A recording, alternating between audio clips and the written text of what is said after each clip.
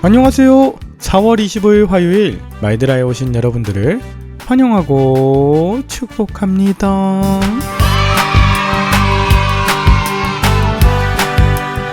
어제 한나가 불임으로 인해 어려움 겪던 상황들을 묵상하는 중에 저는 그 사건이 조금 더 특별하게 느껴지더라고요. 제 아내 이미정 사모의 영어 이름이 해나, 즉 한나이거든요. 저희도 3년간의 난임을 경험했던 것이 기억에 났는데 참 쉽지 않았던 시간이었습니다.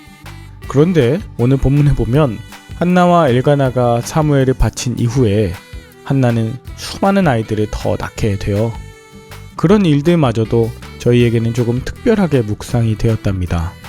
그렇다면 사무엘을 하나님께 바친 이후에 하나님의 전인 실로에서 어떤 일들이 있었는지 함께 묵상하면서 하나님께 직접 듣길 원합니다. 그러면 오늘도 힘차게 마이드라를 시작해 보도록 할까요? 자, 출발!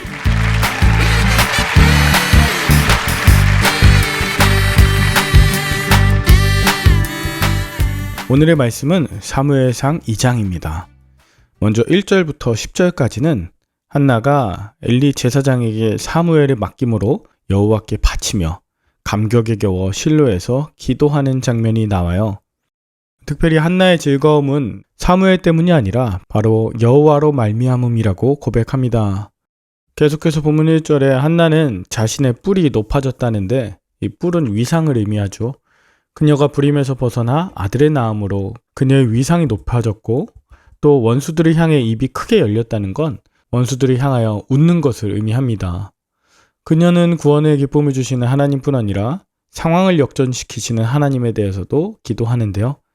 풍족하던 자와 줄이던 자, 전에 임신하지 못하던 자와 많은 자녀를 둔 자, 죽이기도 살리시기도, 스올에 내리게도 거기서 들어올리시기도, 가난하게도 부하게도, 낮추기도 높이시기도, 가난한 자를 진토해서 빈궁한 자를 거름더미에서 올리사 영광의 자리를 차지하게 하시는 역전의 하나님을 고백합니다. 하나님은 그분의 백성을 구원하시고 가장 높은 영광의 자리에 앉히시며 거룩한 자들을 지키셔서 땅끝까지 심판하시는 정의와 공의의 하나님이십니다. 이것을 한나는 고백하고 있는 거예요. 그런 의미에서 한나의 기도는 자신을 향한 간구가 아닌 바로 하나님을 높이는 찬양이었습니다. 하나님께서 이 기도를 들으셨을 때 한나를 얼마나 대견스럽게 여기셨을까요? 하나님이 누구이신 줄 알고 선포하며 기도하는 것이 인생의 가장 귀하고 복된 일입니다. 한편 12절부터 17절까지는 엘리 제사장의 아들 홈리와 비느하스가 얼마나 타락했는지 또 그런 상황에서도 이스라엘을 회복시킬 사무엘이 잘 자라고 있음을 이어지는 18절부터 21절까지 대비해서 나옵니다. 특히 홈리와 비느하스는 제사장에게 분배됐던 고기 부위, 즉 뻑뻑살을 받지 않았고요. 하나님께 드려야 하는 제물의 기름 부위는 강제적으로 빼앗는 죄를 범했습니다.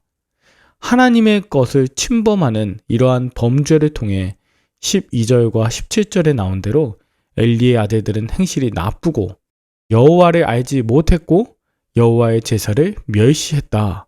이것을 증명하고 있는 것이죠. 여러분, 지금 홈리와 비느하스는 그냥 엘리 제사장의 아들들이 아니에요. 어제 본문 1장 3절에 나온 것처럼 제사장들이었습니다. 그러니까 어려서부터 보고 배운 것, 익숙한 제사장의 역할을 하는데 비교적 익숙했겠죠. 그런데 홈리와 비느하스는 본인들도 제사장이었어요. 그러나 제사장의 역할과 직위와 상관없이 하나님을 알지 못하고 제사를 멸시하고 있구나. 저는 이 부분에 충격을 받은 거예요. 이 땅에 수많은 목회자들이 있지만 하나님을 알지 못하고, 즉 말씀을 가까이 하지 않고 제사를 멸시하는 것, 즉 예배의 주인이 자신이 되어 하나님의 영광을 가로채며 스스로를 우상 숭배하고 또 성도들로 하여금 자신을 우상처럼 섬기게 하는 것은 아닌지 심각하게 돌아보게 되었던 것입니다. 더 재밌는 건 18절, 사무엘은 어렸을 때 세마포 에봇을 입고 여호와 앞에서 섬긴다고 나오는데요. 엘리의 아들들은 지금 고기를 삶고 구워드릴 고기가 있는 이 성소 밖 뜰에 있는데요. 어린 사무엘은 세마포 에봇을 입고 여호와 앞, 즉 성소 안에서의 일을 시켰던 것입니다.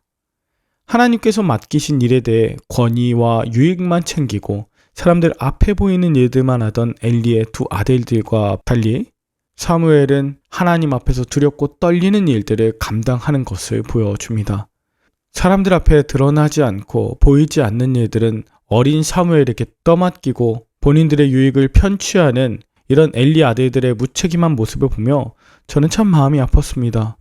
그런 것도 모르고 19절에 보면 그의 어머니 한나는 매년 하나님께 제사를 드리러 올라올 때마다 사무엘을 위해 작은 겉옷을 지어다가 전해 주었는데 엘리는 그것을 보며 한나에게 다른 자식이 생겨 사무엘을 대신하기 원한다고 하면서 축복해 주죠.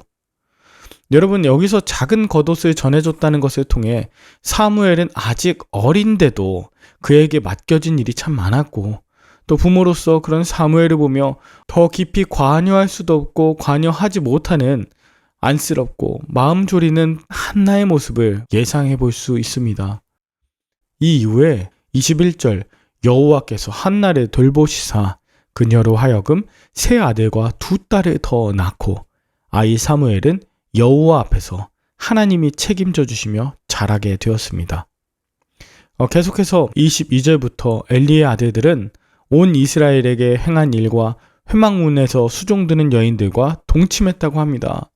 여러분, 온 이스라엘에게 행한 일이라는 것은 그들이 제사에 필요한 고기와 하나님의 것을 탈취하는데 오랜 기간 동안 범죄했다는 이 관습에 대한 고발이고요.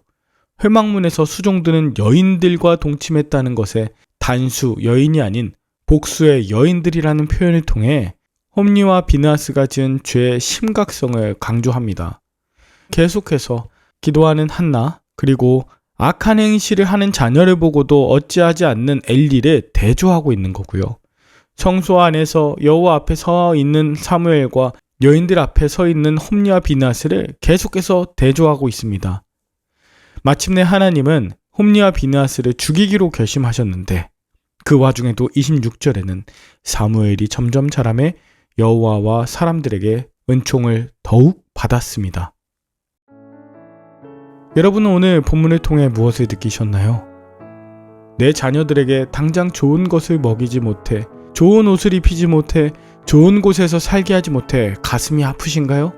아니면 하나님의 은혜가 끊어지는 듯한 범죄함에 대해 가슴 아파하시나요?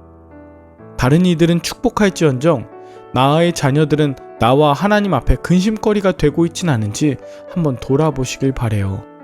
더 나아가 세상에 정말 악하고 약한 목회자들이 많은 이 시대에도 하나님께서는 분명 사무엘과 같은 자를 예비하시고 준비시키고 계심을 기대하며 기도해 주십시오. 다음 세대 자녀들이 하나님께 구별된 사무엘 같은 자 되어서 사사시대에 하나님께 온전히 쓰임받는 종이 되도록 준비시켜 주십시오. 그런 저와 여러분들이 되시길 축복하며 함께 기도할까요? 하나님 아버지, 아무리 주님의 일을 한다고 해도 하나님의 마음을 알지 못하고 하나님에 대한 관심이 없다면 얼마나 불행한 인생인지요. 아무리 다른 사람을 위해 축복해도 나와 내 자녀들의 거룩함을 위해 기도하지 못한다면 얼마나 불행한 인생인지요. 주님, 내가 하나님 앞에 거룩하게 기도하는 한나가 되게 하여 주시고 여호와 앞에 선 사무엘이 되게 하여 주옵소서. 어둡고 혼탁한 세상에 하나님이 구별하여 쓰시는 주님의 종들 되게 하여 주시고 말씀을 온전히 전하며 행하는 왕같은 제사장으로 우리를 세워 주시옵소서. 감사를 드리며 예수님의 이름으로 기도 올리옵나이다. 아멘. 오늘도 좋은 하루 되시길 바라며 저는 내일 다시 찾아뵙도록 하겠습니다. 샬롬.